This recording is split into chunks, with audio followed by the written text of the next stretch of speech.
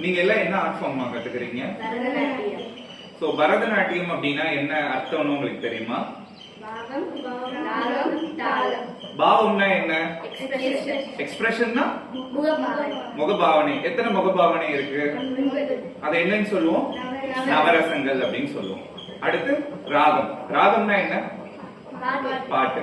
பாட்டு இல்லாம டான்ஸ் கிடையாது. சோ அதனால பாட்டு. அடுத்து தாளம். தாளம் அப்படின்னா என்ன?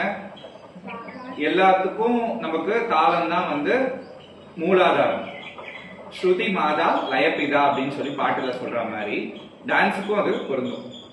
கால பிரமாணம் இருந்தாதான் நம்ம எல்லா ஆடவும் வந்து எப்படி பண்றோம்? எல்லா கால பிரமாணம் 3 ஸ்பீடு ஆடுறோம்.